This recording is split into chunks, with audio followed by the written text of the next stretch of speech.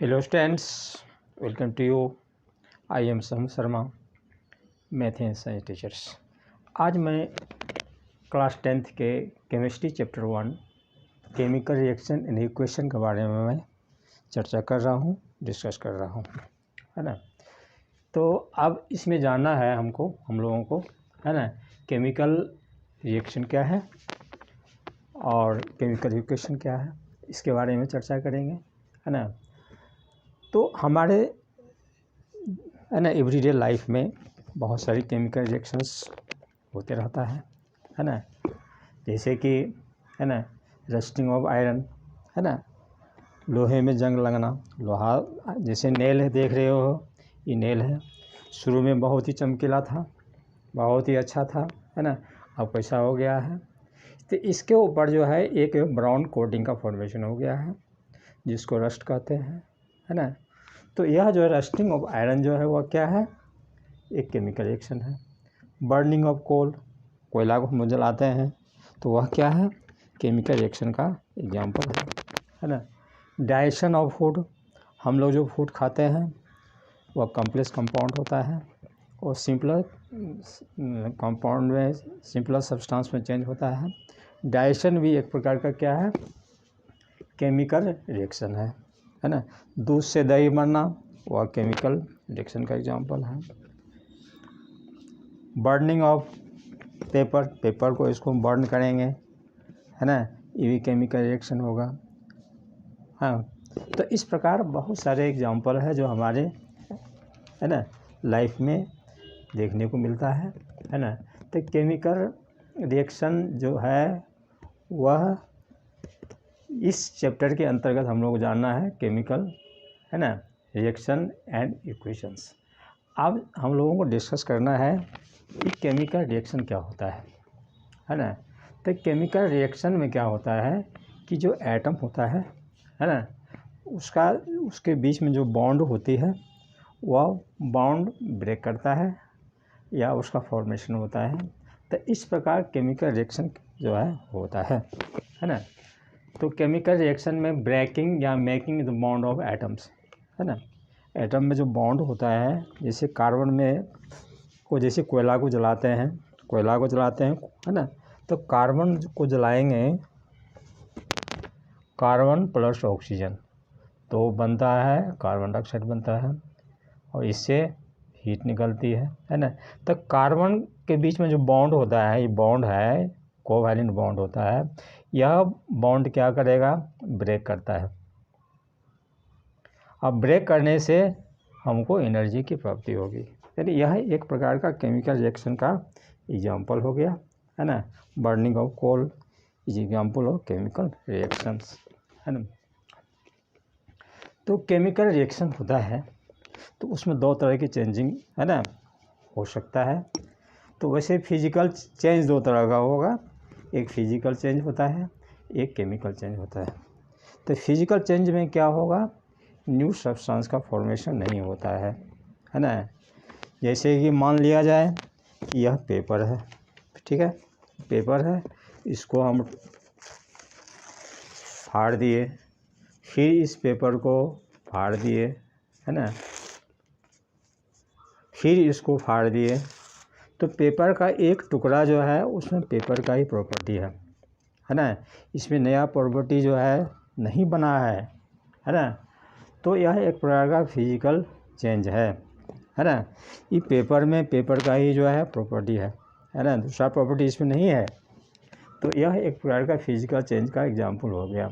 जैसे कि आइस का ब्लॉक है, उसको हीट करेंगे तो वाटर बनेगा, है ना। तो वाटर जो है, आइस का जो केमिकल प्रॉपर्टी है, केमिकल कंपोजिशन है, वही वाटर में ही है, वाटर में वही केमिकल कंपोजिशन है, कोई अंतर नहीं है उसमें। वाटर जो है वह H2O, आइस जो है उसमें H2O है, हाइड्रोजन ऑक्सीजन है, और वाटर जो है, वाटर उसमें भी जो है H2O है, यानी केमिकल कंपोजिशन में कोई चेंज नहीं हुआ, न्यू सब्सटेंस नहीं बना है। यह रिवर्सेबल चेंज होता है, physical change is reversible change, यानी उसको, जैसे वाटर को हम जो क्या करेंगे, कूल करेंगे तो क्या होगा, आइस बन जाएगा, कूल करेंगे तो आइस बनेगा। तो इस प्रकार क्या है, हम देखते हैं कि फिजिकल चेंज में न्यू सब्सटेंस का फॉर्मेशन नहीं होता है, नया चीज़ नहीं बनता है, उसमें ओरिजिनल सब्सटेंस का ही उसमें प्रॉपर्टी रहता है। तो इस प्रकार केमिकल चेंज में, रिएक्शन में, है ना, केमिकल चेंजिंग होता है ना।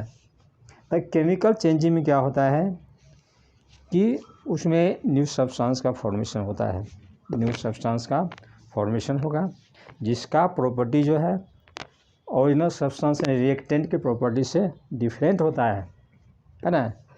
जैसे माना जाए कि इस पेपर को हम बर्न करते हैं, ठीक है, इसको बर्न करते हैं, है ना, यह ऑक्सीजन में जलेगा, कार्बन डाइऑक्साइड बनेगा, लाइट और हीट निकलेगी, न्यू सब्सटेंस का फॉर्मेशन हो गया। तो इसमें नया चीज़ नहीं बनता है इसमें, है ना। न्यू सब्सटेंस का फॉर्मेशन जो है इसमें होता है जिसका प्रॉपर्टी जो है रिएक्टेंट की प्रॉपर्टी से कम्प्लीटली जो है डिफरेंट होता है ना। जैसे कि मैंने डिस्कस किया रस्टिंग ऑफ आयरन। आयरन क्या करता है, आयरन जो है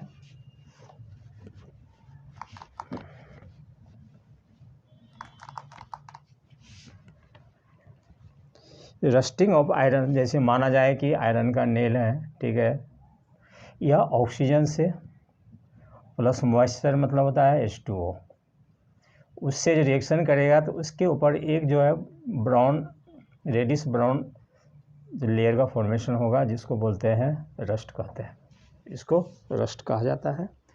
तो यहाँ जो है केमिकल रिएक्शन हुआ जिसके कारण जो है यहाँ पर रस्ट का फॉर्मेशन हो गया, है ना। तो यह क्या हो गया, केमिकल चेंज हो गया है ना।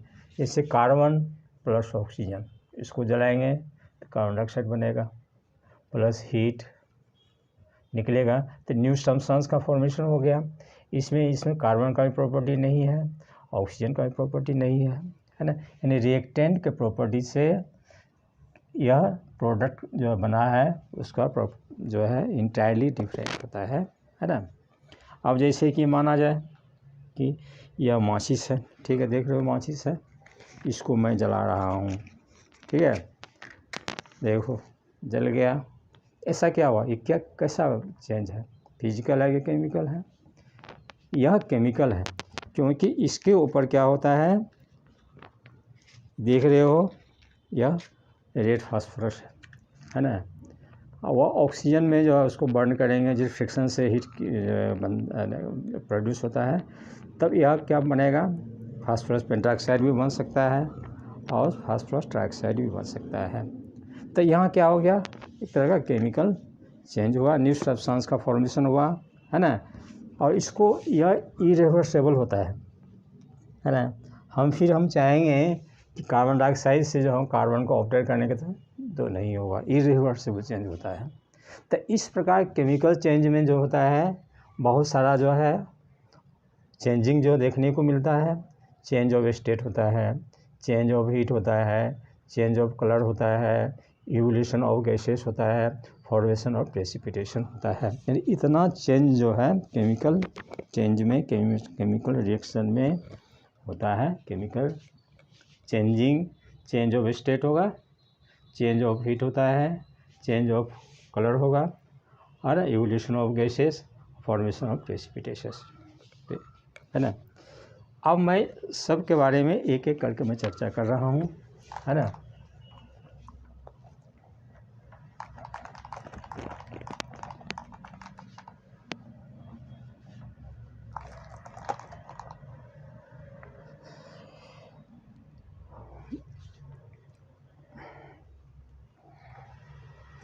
Change of state,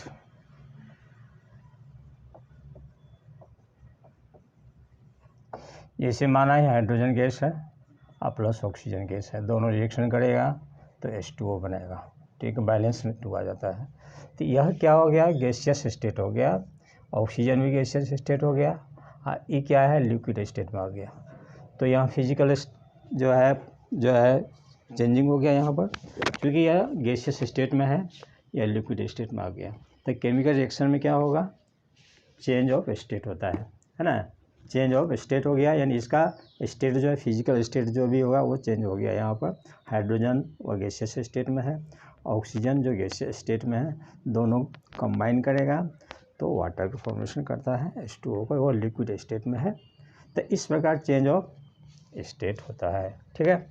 number 2, change of heat.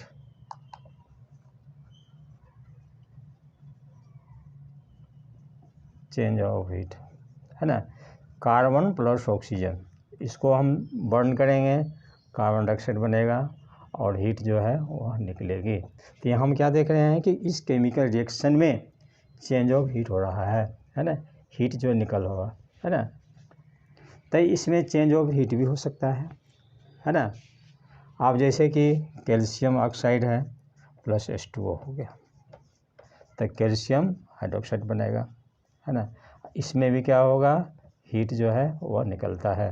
तो यहाँ पर चेंज ऑफ हीट हो गया, दैट्स ऑल। अब इसके बाद इवोल्यूशन ऑफ गैसेस। तो बहुत सारे केमिकल रिएक्शन ऐसा होता है जिसमें इवोल्यूशन ऑफ गैसेस होता है। जैसे माना जाए magnesium plus HCl, dilute HCl है तो मैग्नीशियम क्लोराइड बनेगा और प्लस हाइड्रोजन गैस जो है वह इवोल्यूशन होगा, निकल रही है।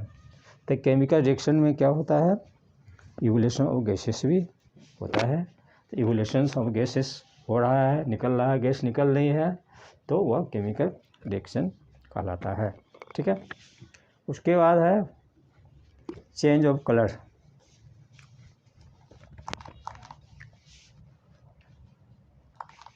चेंज ऑफ कलर,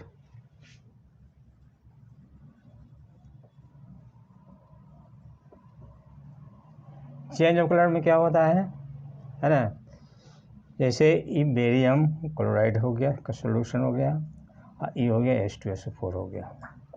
तो यह दोनों रिएक्शन करेगा तो बेरियम सल्फेट बनाएगा और HCl बनाएगा। तो यहाँ पर बेरियम सल्फेट का जो है वाइट PPT प्रेसिपिटेट बन जाता है। हम यहाँ क्या देख रहे हैं कि यह बेरियम क्लोराइड और H2SO4 क्या है, वो रिएक्टेंट हो गया, ये प्रोडक्ट बनाया है बेरियम सल्फेट, इसका वाइट PPT बन गया, वाइट प्रेसिपिटेट बन गया।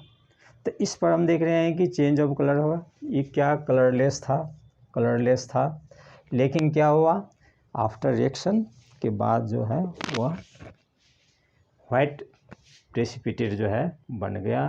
तो इसमें क्या होगा, चेंज ऑफ कलर भी होता है ना। अब क्या है, फॉर्मेशन ऑफ प्रेसिपिटेट, है ना। तो इसका सेम एग्जांपल है ना। तो यहाँ पर हम देख रहे हैं कि बेरियम क्लोराइड है, सॉल्यूशन है, ये डाइल्यूट सल्फ्यूरिक एसिड है, डाइल्यूट सल्फ्यूरिक एसिड है।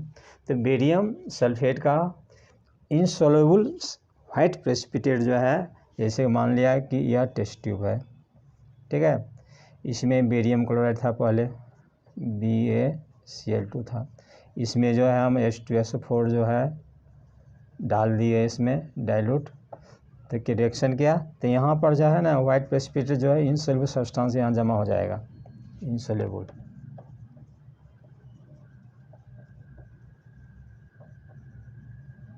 सब्सटेंस, तो यह क्या होगा, यहाँ पर प्रेसिपिटेट बन रहा है।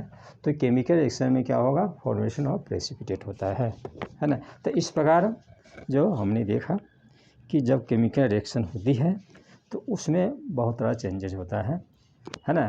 चेंज ऑफ स्टेट होता है, चेंज ऑफ हीट होता है, चेंज ऑफ कलर होगा, evolution of gases, formation of precipitation. तो इस प्रकार का जो है 5 चेंजेस जो है होता है ड्यूरिंग द केमिकल रिएक्शन में। तो हम समझेंगे यह केमिकल रिएक्शन है। ठीक है। अब इसके बाद नेक्स्ट है ना,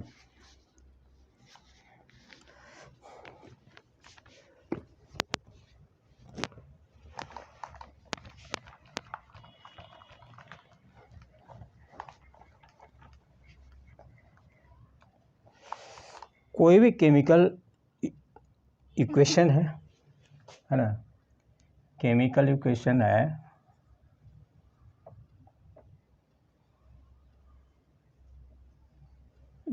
है, इसमें दो पार्ट होता है, एक होगा रिएक्टेंट, एक होता है प्रोडक्ट। आप जानना, कोई भी केमिकल इक्वेशन में दो पार्ट होता है, एक रिएक्टेंट है, एक प्रोडक्ट होता है। तो अब रिएक्टेंट क्या है इसके बारे में मैं चर्चा कर रहा हूँ। तो जो रिएक्शन में भाग लेता है, those substances which take part in a chemical reaction is called reactant। वह सब्सटेंस जो कि रिएक्शन में भाग लेता है उसको रिएक्टेंट कहते हैं, है ना। For example hydrogen plus oxygen, यह बनाएगा H2O बनाएगा। तो इसमें हम देख रहे हैं क्या, हाइड्रोजन और ऑक्सीजन को रिएक्टेंट कहते हैं, रिएक्टेंट कहा जाता है क्योंकि यह केमिकल रिएक्शन में टेक पार्ट कर रहा है, केमिकल रिएक्शन में भाग ले रही है। तो वह सब्सटेंस जो कि केमिकल रिएक्शन में टेक पार्ट करता है, भाग लेता है, उसको रिएक्टेंट कहते हैं, ठीक है। और जो बनता है आफ्टर केमिकल रिएक्शन उसको प्रोडक्ट कहते हैं, उसको प्रोडक्ट कहते हैं। Next example number 2, sodium plus chlorine, sodium chloride बनेगा, ठीक है। तो सोडियम और क्लोरीन को क्या कहेंगे, रिएक्टेंट कहते हैं, और सोडियम क्लोराइड बनता है उसको प्रोडक्ट कहते हैं, है ना। जो केमिकल रिएक्शन में भाग लेता है उसको रिएक्टेंट कहा जाता है ना। और जो रिएक्टेंट जो है, जो रिएक्शन के बाद बनता है सब्सटेंस, उसको प्रोडक्ट कहते हैं। दो substance is formed after chemical reaction is called product. अब यहाँ पर वाटर जो H2O प्रोडक्ट हो गया, यहाँ सोडियम क्लोराइड क्या हो गया, ये प्रोडक्ट हो गया। ये रिएक्शन के बाद बना है ना। तो रिएक्शन के बाद बनता है उसको प्रोडक्ट कहते हैं, जिसका प्रॉपर्टी जो है रिएक्टेंट की प्रॉपर्टी से इंटायरली डिफरेंट होता है। अब जो सोडियम क्लोराइड जब बना है यहाँ पर, जिसको कॉमन सॉल्ट कहते हैं, जो नमक हम लोग खाते हैं, सोडियम क्लोराइड हो गया, इसमें सोडियम का भी प्रॉपर्टी नहीं है, क्लोरीन का भी प्रॉपर्टी नहीं है, इसका एक अपना प्रॉपर्टी हो गया। अब फिर सोडियम क्लोराइड से इसको हम ऑब्टेन नहीं कर सकते हैं, ये इरिवर्सिबल होता है ना। तो अगर मोर देन 1 रिएक्टेंट होगा तो उसको प्लस साइन से इंडिकेट किया जाता है, प्लस साइन से लिखा गया था। अगर मोर देन 2 प्रोडक्ट जो है बन रहा है तो उसको प्लस साइन से इंडिकेट किया जाता है। For example number 3 calcium carbonate, इसको हीट करेंगे तो कैल्शियम ऑक्साइड बनेगा और कार्बन डाइऑक्साइड बनेगा। तो यहाँ पर 2 प्रोडक्ट बन रहा है, 2 प्रोडक्ट यहाँ बन रहा है, तो इसको प्लस साइन के द्वारा जो है इसको हम इंडिकेट करते हैं, जोड़ते हैं, है ना, दिखाते हैं। तो हम समझ गए कि रिएक्टेंट क्या है और प्रोडक्ट क्या है ना। जो रिएक्शन में भाग लेता है उसको रिएक्टेंट कहते हैं, जो केमिकल रिएक्शन के बाद जो बनता है उसको प्रोडक्ट कहते हैं। तो प्रोडक्ट का प्रॉपर्टी जो है रिएक्टेंट के प्रॉपर्टी से वह कम्प्लीटली डिफरेंट होता है, इसमें एक न्यू सब्सटेंस का फॉर्मेशन होता है। हम जो फिर इससे यह नहीं ऑब्टेन कर सकते हैं, है ना। सोडियम क्लोराइड से सोडियम और क्लोरीन गैस ऑब्टेन नहीं कर सकते हैं, ठीक है। अब इसके बाद है केमिकल इक्वेशन को 2 फॉर्म में जो है एक्सप्रेस किया जाता है ना। एक हो गया इसमें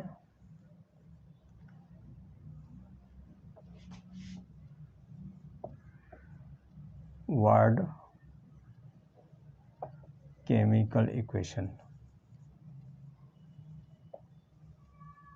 एक हो गया केमिकल इक्वेशन। जब रिएक्टेंट और प्रोडक्ट को वर्ड में एक्सप्रेस किया जाता है तो उसको वर्ड केमिकल इक्वेशन कहते हैं। जैसे कि फॉर एग्जांपल के लिए मैं बता रहा हूँ, सोडियम प्लस क्लोरीन बनाएगा सोडियम क्लोराइड। ठीक है, तो यहाँ सोडियम वर्ड में लिखा गया है, क्लोरीन गैस को भी जो है वर्ड में लिखा गया है, सोडियम क्लोराइड को भी वर्ड में लिखा गया है। तो इस प्रकार को केमिकल इक्वेशन को वर्ड में भी एक्सप्रेस कर सकते हैं। लेकिन इसमें क्या है कि यह एक लंबा प्रोसेस हो गया, इसमें नंबर ऑफ एटम्स या मॉलिक्यूल्स के बारे में कुछ जानकारी नहीं मिलती है ना। तो इस प्रकार जो है केमिकल इक्वेशन को वर्ड केमिकल इक्वेशन के फॉर्म में एक्सप्रेस कर सकते हैं, और केमिकल इक्वेशन को सिंबल और फार्मूला के रूप में एक्सप्रेस किया जाता है। फॉर एग्जांपल, केमिकल इक्वेशन को जैसे for example sodium Na, chlorine gas को Cl2, या फॉर्म होगा NaCl, सोडियम क्लोराइड। तो ये क्या सिंबल के रूप में सोडियम आ गया, क्लोरीन गैस को Cl2 फॉर्म लिखा गया, मोलिक्यूल्स के फॉर्म लिखा गया है, NaCl कंपाउंड बन गया, है ना। तो इस प्रकार का इक्वेशन जो है केमिकल इक्वेशन कहलाता है, जिसमें केमिकल इक्वेशन को या सिंबल में या फार्मूला के रूप में एक्सप्रेस किया जाएगा, उसको केमिकल इक्वेशन कहते हैं। ठीक है, अब इसके बाद है केमिकल इक्वेशन का दो टाइप होता है ना। एक हो गया balance unbalance chemical.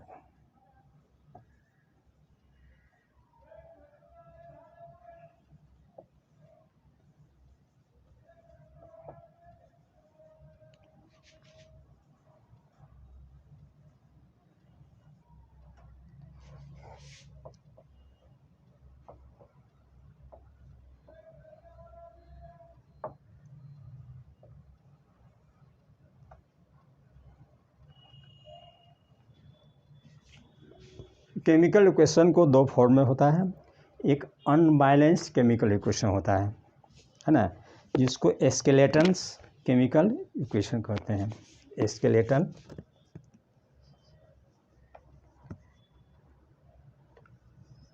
Skeletal chemical equation, एक होता है बैलेंस केमिकल इक्वेशन। अब अनबैलेंस केमिकल इक्वेशन क्या है वह जानना है कि इसमें क्या होता है, number of atoms of element in reactant is not equal to number of atoms of element in product. Reactant में जो एलिमेंट का एटम जो है वह प्रोडक्ट में number of atoms of element in product में इक्वल नहीं होगा।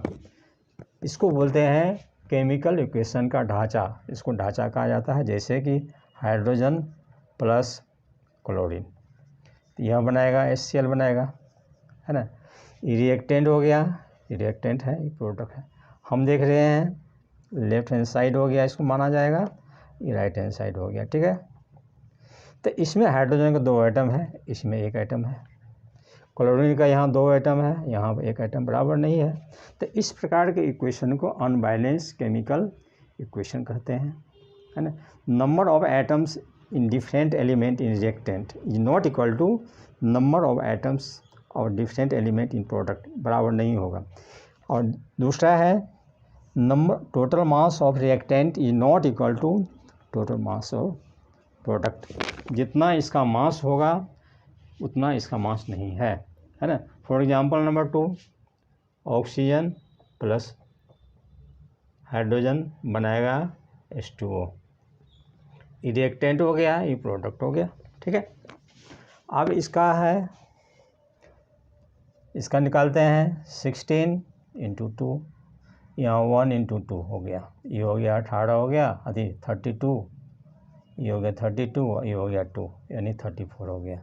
यहाँ कितना हो गया, 1 × 2 + 16 यानी 18 हो गया। ये बराबर नहीं हुआ ना, है ना। तो यहाँ पर जो है इधर रिएक्टेंट का जितना मास है प्रोडक्ट के मास के बराबर नहीं है। तो इस प्रकार के इक्वेशन का अनबैलेंस केमिकल इक्वेशन कहते हैं। ठीक है, आप चर्चा करेंगे बैलेंस केमिकल इक्वेशन के बारे में।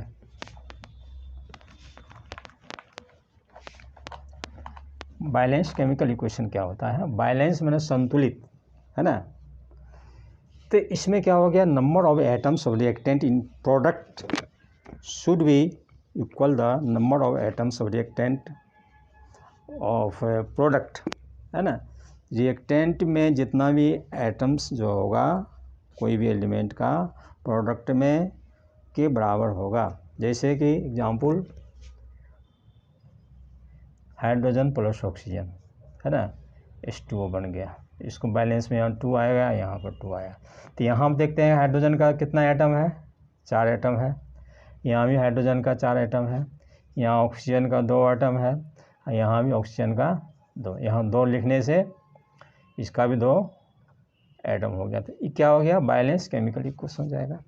The number of atoms of element in reactant should be equal to the number of atoms of different element in product is called balance chemical equation। अब जितना इसका टोटल मास होगा इतना ही इसका total mass होगा, है ना। रिएक्टेंट का जितना जो मास होगा प्रोडक्ट का उतना ही मास होगा इसका, है ना। तो यह इस प्रकार के इक्वेशन को क्या कहते हैं, बैलेंस केमिकल इक्वेशन। ठीक है।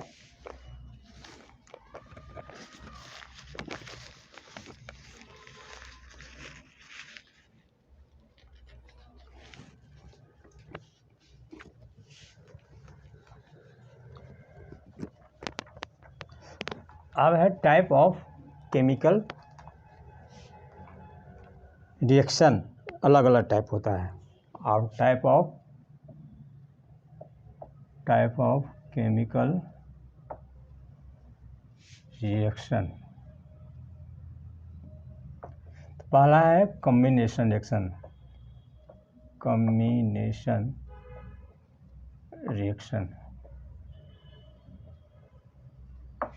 अब कॉम्बिनेशन रिएक्शन क्या है इसके बारे में चर्चा करते हैं, है ना।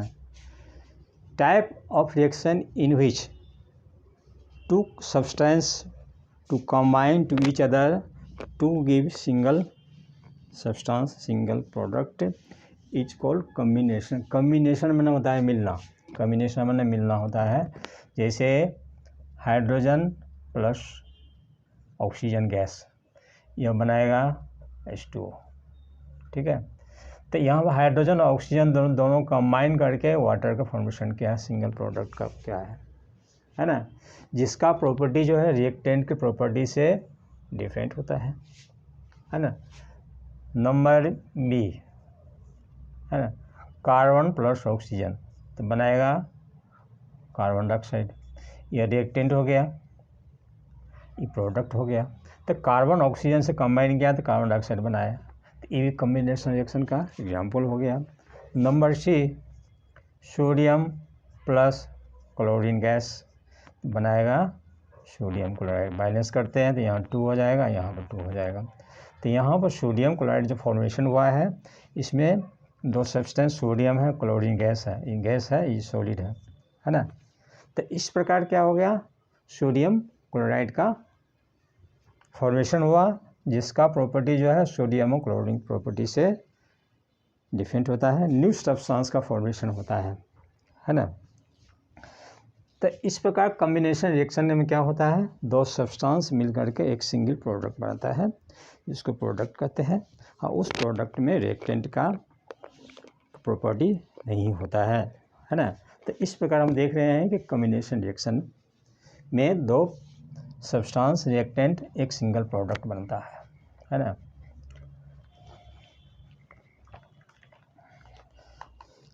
अब इसमें और क्या है,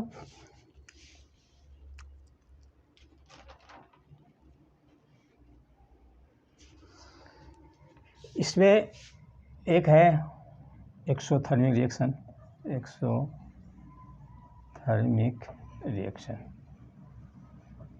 इसी में आता है नंबर ए, और नंबर बी आता है एंडोथर्मिक रिएक्शन।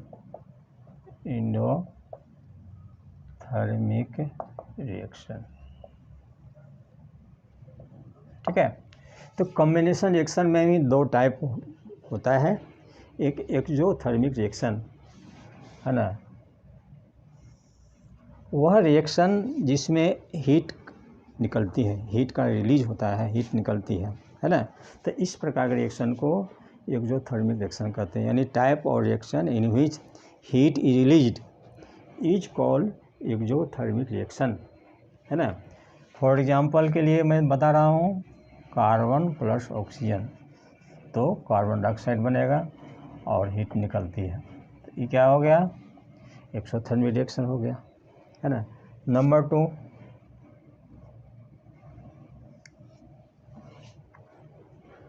एक्सोथर्मिक रिएक्शन में क्या होगा, है ना, कि जब दो रिएक्टेंट जो है वो रिएक्शन करेगा, प्रोडक्ट बनाएगा, इस केमिकल रिएक्शन में क्या होता है, हीट की निकलता है, तो इस प्रकार के रिएक्शन को एक्सोथर्मिक रिएक्शन कहते हैं, है ना।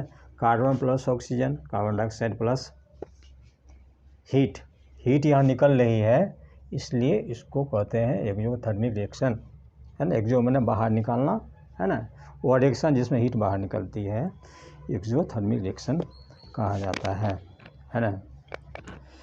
अब इसके बाद है एंडोथर्मिक रिएक्शन, कि वह type of reaction in which heat is absorb, heat का एब्जॉर्प्शन होता है जिस रिएक्शन में, उसको कहते हैं endothermic reaction. For example nitrogen plus oxygen, तो बनाएगा नाइट्रिक ऑक्साइड बनेगा, NO बनेगा, और इसमें क्या होगा, हीट का एब्जॉर्प्शन होता है, एब्जॉर्प्शन होगा तो यहाँ माइनस लिखेंगे, अगर हीट निकल रही है तो इसके पहले प्लस लिखा जाता है ना। तो इसमें सोडियम नाइट्रोजन और ऑक्सीजन दोनों रिएक्शन करेगा तो नाइट्रिक ऑक्साइड बना रहा है, इसमें हीट जो है निकल रहा है, तो इस प्रकार के रिएक्शन को एंडोथर्मिक रिएक्शन कहते हैं, है ना। अब इसके बाद और है, इसमें एक क्वेश्चन आता है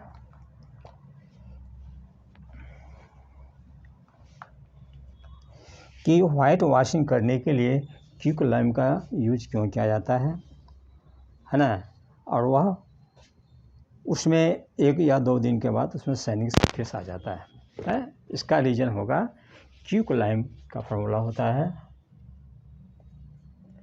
क्विकलाइम कैल्शियम ऑक्साइड, इसको वाटर से रिएक्शन करवाएंगे, है ना, तो कैल्शियम हाइड्रोक्साइड बनेगा,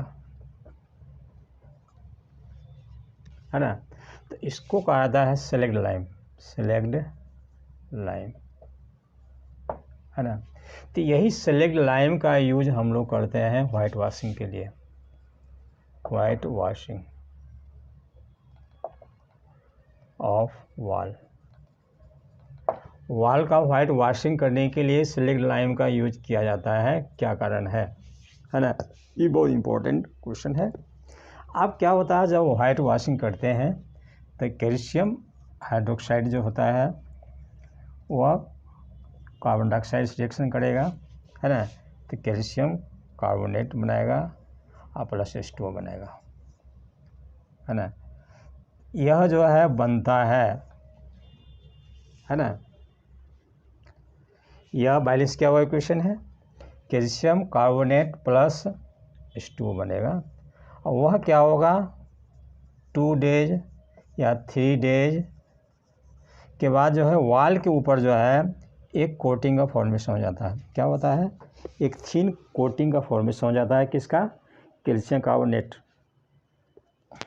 है ना। इसके ऊपर एक थिन लेयर का कोटिंग हो जाता है, वह है कैल्शियम कार्बोनेट का कोटिंग हो जाता है, जो 2 या 3 दिन के बाद वह धीरे धीरे कार्बन डाइऑक्साइड से रिएक्शन करके कैल्शियम कार्बोनेट बनाएगा, और वह उसके बाद जो है वह वाइट वॉल जो होता है वह उसमें शाइनिंग आ जाती है ना, उसमें क्या होगा, शाइनिंग आ जाती है, वह चमकने लगता है। तो इसका यही कारण है कि हम लोग वॉल को जब वाइट वॉशिंग करते हैं तो सेलेक्ट लाइम का यूज किया जाता है। कौन सा लाइम, जिसका फॉर्मूला होता है कैल्शियम हाइड्रोक्साइड COOH2 होता है। यह क्या करेगा, जब वाइट वॉशिंग करते हैं तो वह एयर में जो कार्बन डाइऑक्साइड है उससे रिएक्शन होता है तो कैल्शियम कार्बोनेट बना देगा और H2O बनेगा। तो यह जो है वॉल के ऊपर एक थिन कोटिंग का फॉर्मेशन करता है, वाल के ऊपर एक थीन कोटिंग का फॉर्मेशन करता है, जिसके कारण जो है वाल जो है वह चमकने लगती है, उसमें शाइनिंग आ जाता है। ठीक, इसके बाद इसमें और एक इम्पोर्टेंस क्वेश्चंस है, सवाल है ना। मैग्नीशियम रिबन को ऑक्सीजन में जलाने के लिए उसको सैंड पेपर से क्यों रगड़ा जाता है? ठीक है, तो यह जो है एक मैग्नीशियम का रिबन है। ठीक है, क्योंकि मैग्नीशियम रिएक्टिव होता है तो वह क्या करेगा, कार्बन डाइऑक्साइड से रिएक्शन करता है, एयर से, है ना, ऑक्सीजन से रिएक्शन करता है तो बनाता है मैग्नीशियम हाइड्रोक्साइड और मैग्नीशियम कार्बोनेट बनेगा, है ना, यानी बेसिक मैग्नीशियम कार्बोनेट, है ना, क्या बनाएगा, यानी मैग्नीशियम जो है वह रिएक्टिव मेटल है, वह एयर में जो भी कार्बन डाइऑक्साइड है उससे वह रिएक्शन करता है, ऑक्सीजन जो है उससे भी रिएक्शन होती है, तो इसके ऊपर एक थिन लेयर का फॉर्मेशन हो जाता है। इसके ऊपर क्या होगा, एक थिन लेयर का फॉर्मेशन हो जाता है, जिसको कहते हैं बेसिक मैग्नीशियम कार्बोनेट। यही जो है उसको प्रिवेंट करती है ऑक्सीजन में जलने के लिए, है ना। जब तक इस लेयर को हटाया नहीं जाएगा तब तक वो मैग्नीशियम जो है ऑक्सीजन में नहीं बर्न कर सकता है ना। जब इसीलिए इस लेयर को हटाने के लिए सैंड पेपर का यूज होता है। जब इसको रबिंग किया जाता है यह लेयर हट जाएगा, जब लेयर हटेगा तो मैग्नीशियम प्लस ऑक्सीजन वह रिएक्शन करता है तो मैग्नीशियम हाइड्रोक्साइड बनाएगा, है ना, और उसमें dazzling white light, dazzling white light निकलता है ना।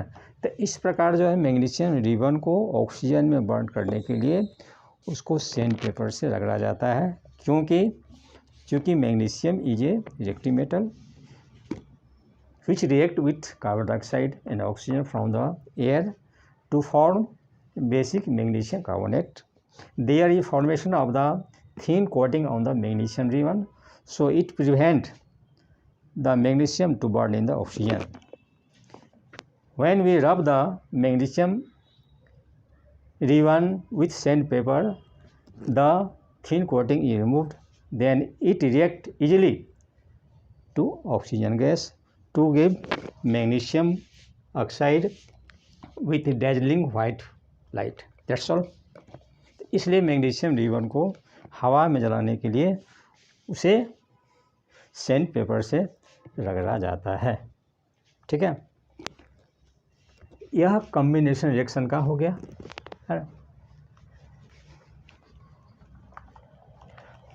अब इसमें और एक इन्फॉर्मेशन है ना, जिस पर हम डिस्कस कर रहे हैं, है ना।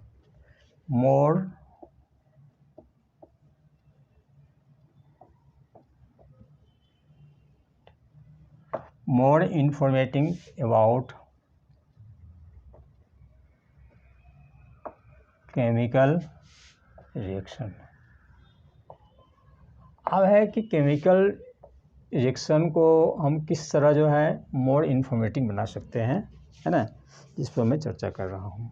तो पहला है ना फिजिकल स्टेट। फिजिकल स्टेट जैसे कि अगर रिएक्टेंट जो है सॉलिड है तो उसको एस लिखा जाता है ना। अगर लिक्विड है तो इसको एल लिखा जाता है, एल से लिक्विड होता है। अगर गैसियस फॉर्म में है तो अगर जी लिखा जाएगा, है ना। अगर प्रेसिपिटेशन बनना है, प्रेसिपिटेशन हो रहा है तो उसको यह जो है एरो हेड नीचे की तरफ कर देंगे इसे। प्रेसिपिटेशन जो है बन रही है उसमें तो एरो हेड को नीचे किया जाता है। अगर गैस निकल रही है इवोल्यूशन, उसको एरो हेड को ऊपर लिखते हैं, है ना। अगर इक्वस सॉल्यूशन है, इक्वस सॉल्यूशन, तो उसको AQ लिखा जाता है इसे, है ना। तो यह क्या है, more informative about the chemical reaction के बारे में है ना, कि अगर रिएक्टेंट या प्रोडक्ट जो है अगर सॉलिड है तो S लिखा जाएगा, रिएक्टेंट या प्रोडक्ट जो है लिक्विड स्टेट में है तो उसको L से इंडिकेट किया जाएगा। रिएक्टेंट अगर गैसियस फॉर्म में है, या रिएक्टेंट हो या प्रोडक्ट हो, उसको G लिखा जाएगा। रिएक्शन के बाद जो प्रेसिपिटेशन बनता है उसको एरो हेड नीचे कर देते हैं, और गैस इवोल्यूशन हो रही है, गैस निकल रही है, तो उसको एरो को ऊपर कर देंगे। और इक्वस सॉल्यूशन है, कोई भी सॉल्यूशन जो है अगर सॉल्वेंट वाटर रहेगा तो इक्वस सॉल्यूशन उसको कहा जाता है ना, इक्वस सॉल्यूशन, है ना। तो इक्वस सॉल्यूशन मतलब क्या हो गया, जैसे कि माना जाए कि सोडियम सॉलिड स्टेट में है, ये वाटर है, वाटर तो वाटर क्या है, जैसे कि 1 गिलास पानी है, इसमें वाटर है, ठीक है, ये वाटर है, यानी वाटर हो गया, ठीक है। इसमें हम जो है सोडियम क्लोराइड डालते हैं, कॉमन सॉल्ट, या डिजोल्व कर जाएगा, तो इसका जो सॉल्यूशन बनेगा वाटर में, that is called equals solution. Equals solution में होता है कि वह सॉल्यूशन जो वाटर में डिजोल्व करता है, तो इस प्रकार के सॉल्यूशन को इक्वस सॉल्यूशन कहा जाता है। जैसे कि ये वाटर है, ये सोडियम क्लोराइड है, जिसको हम लोग नमक खाते हैं, इसको डिजोल्व करते हैं तो यह डिजोल्व हो जाती है। तो यहाँ जो सॉल्यूशन जो है वाटर में बना है, तो इस प्रकार के सॉल्यूशन के इक्वस सॉल्यूशन कहते हैं, है ना। तो इसके अलावा कुछ और इसमें है ना, more informative about chemical reaction के बारे में और है जो मैं बता रहा हूँ। कुछ ऐसा रिएक्शन होता है जिसमें प्रेशर की आवश्यकता होती है ना। कुछ में टेम्परेचर की अवस्था होती है, हीट करना पड़ता है, और कुछ में क्या हुआ, कैटालिस्ट होता है, है ना। बहुत सारे ऐसा इक्वेशन है जिसको प्रेशर देंगे, प्रेशर पर वह रिएक्शन करेगा, है ना। तो यह स्पेशल टाइप का जो है informative about the chemical reaction हो गया, है ना। टेम्परेचर, अब जैसे कि टेम्परेचर में क्या हो गया, पोटेशियम क्लोराइड है, इसको 250 डिग्री सेल्सियस पर MnO2 के साथ गर्म करेंगे, है ना, 250 डिग्री सेल्सियस पर, तब क्या बनेगा, है ना, ऑक्सीजन गैस बनेगा। और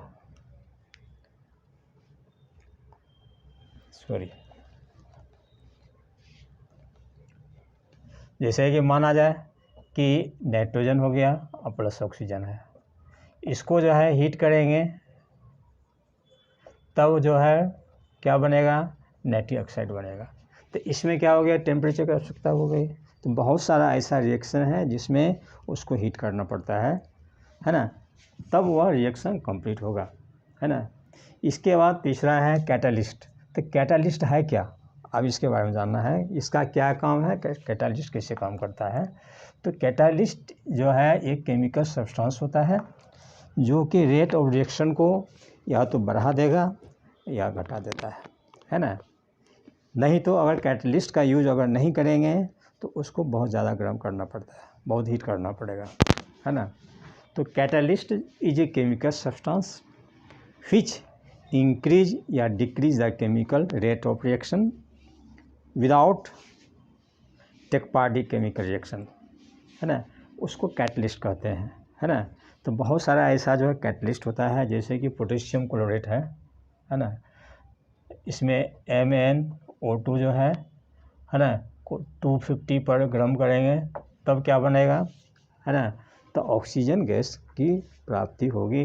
तो MnO2 यहाँ क्या हो गया, कैटलिस्ट की तरफ काम कर रहा है, जो कि rate of reaction chlorate, potassium chlorate को जो है अगर MnO2 के प्रेजेंस में कैटालिस्ट हो गया, है ना, 250 पर अगर गर्म करेंगे, है ना, तो पोटेशियम क्लोराइड बनेगा और ऑक्सीजन गैस जो है लिबरेशन होता है ना। तो यहाँ ऑक्सीजन गैस को ऑब्टेन करने के लिए उसको 250 डिग्री पर गर्म करना पड़ेगा in the presence of MnO2। तो MnO2 act as a catalyst which increase the rate of reaction of potassium chlorate to obtain the oxygen gas, है ना।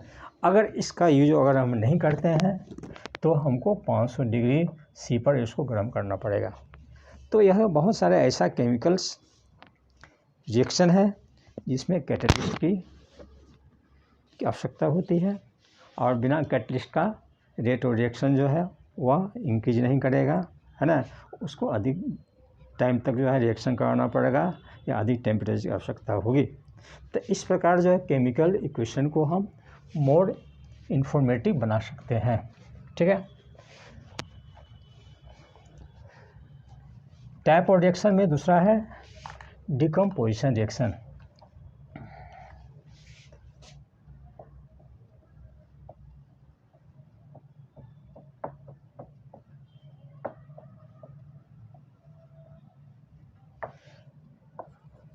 डिकम्पोज बना होता है ब्रेक डाउन। क्या होगा? Break down. जब एक सब्सटेंस को जब गर्म किया जाता है ना,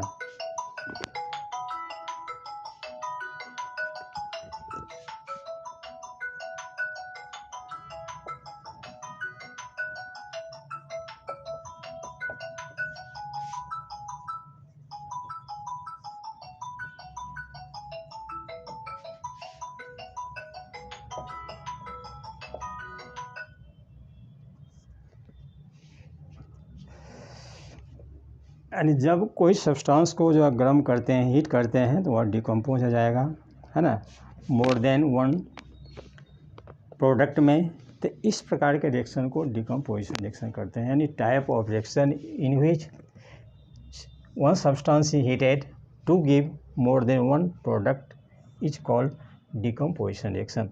जैसे कि कैल्शियम कार्बोनेट हो गया, इसको अगर हीट करेंगे तो कैल्शियम ऑक्साइड बना और कार्बन डाइऑक्साइड जो है निकल रहे थे, यहाँ डिकम्पोज हो गया, है ना। तो इसको कहते हैं थर्मल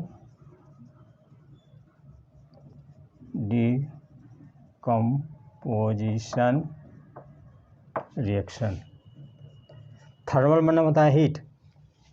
कोई भी रिएक्शन को अगर हीट करते हैं, गर्म करते हैं, तो वो ब्रेक डाउन हो जाएगा, है ना। अब ब्रेक डाउन होकर के मोर देन वन प्रोडक्ट बनाता है, तो इसको कहते हैं डिकम्पोजिशन रिएक्शन। तो डिकम्पोजिशन रिएक्शन का टाइप होता है, पहला है थर्मल डिकम्पोजिशन, दूसरा है इलेक्ट्रोलाइटिक डिकम्पोजिशन,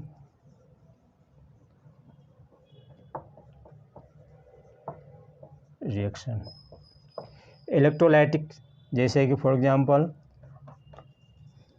H2O है, इसमें इलेक्ट्रिक करंट, इसमें passing through the electric current, तो इसमें हाइड्रोजन और ऑक्सीजन बनेगा, है ना, ठीक है। तो यहाँ पर यह है इलेक्ट्रोलाइटिक डिकम्पोजिशन रिएक्शन इसलिए कहा गया है, जब सोडियम यानी वाटर में जब इलेक्ट्रिक करंट हम फ्लो करवाते हैं तो हाइड्रोजन गैस बनती है, ऑक्सीजन गैस भी बनती है, दोनों बनता है ना।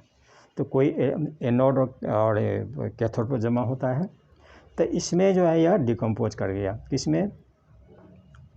ऑक्सीजन गैस में और हाइड्रोजन गैस में। तो इस प्रकार के रिएक्शन को इलेक्ट्रोलाइटिक डिकम्पोजिशन रिएक्शन कहते हैं।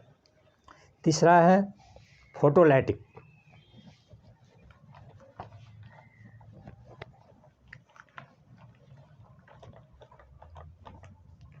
फोटोलाइटिक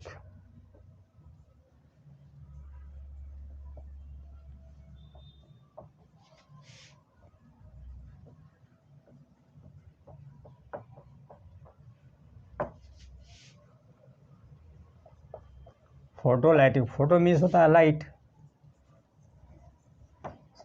सनलाइट के प्रेजेंस में जो रिएक्शन होता है उसको फोटोलाइटिक रिएक्शन कहते हैं। फॉर एग्जाम्पल के लिए सिल्वर ब्रोमाइड लाइट के प्रेजेंस में Ag प्लस Br2 बनाता है ना।